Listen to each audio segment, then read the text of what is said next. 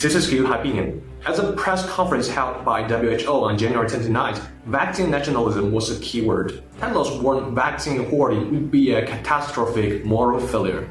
Mike Ryan decried countries fighting over the cake when frontline health workers in poor countries don't even have access to the crumbs.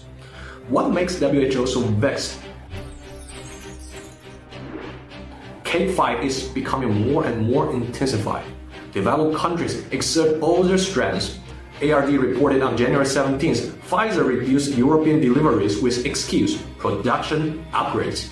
EU countries claim that it is not acceptable. Report also added the US market is not affected. January 29th, EU threatened to restrict UK under the Brexit agreement, as EU suspected AstraZeneca is giving priority to the UK. Although this dispute ended quickly as EU admits its error, but citizens just don't want to let it go. A fight between the EU and the UK reveals the ugly truth about vaccine nationalism. The cake fight is escalating, almost make us forget the report by the People's Vaccine Alliance 2 months ago. Rich countries have bought enough doses to vaccinate their entire population 3 times over.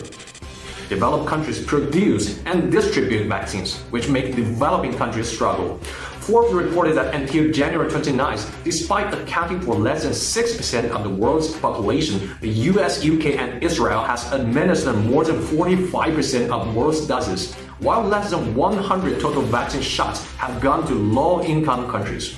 Report quoted the economist saying that most developing countries will not have widespread access to the shots before 2023 at the earliest. No wonder Serbian President Vučić said, "Today it's harder to get vaccines than nuclear weapons."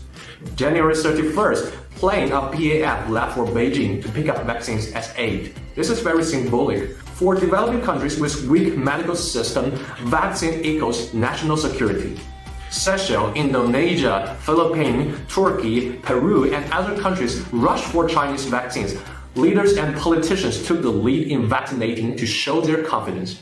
Chinese vaccines would have greatly benefited combating pandemic. However, some Western media just keep imprisoning themselves in the logic of confrontation, talking like geopolitics, great power competition all the time, saying like China's vaccines, they are all diplomatic tool.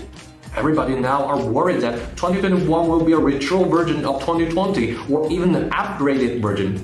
Report and thinking of those certain Western media took the first to retro 2020. Last year, world has missed window of opportunity time after time, as some of us focused on insulting other countries and politicizing the pandemic.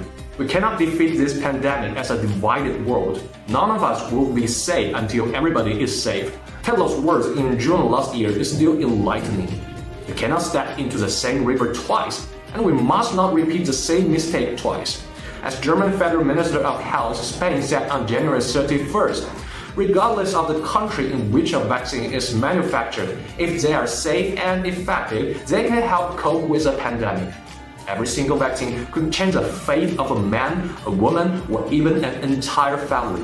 At a time where overcoming this vaccine nationalism, we must not judge vaccines by their nationalities. We must not obliterate the future of families by politicization paint. This is Q, and thanks for watching.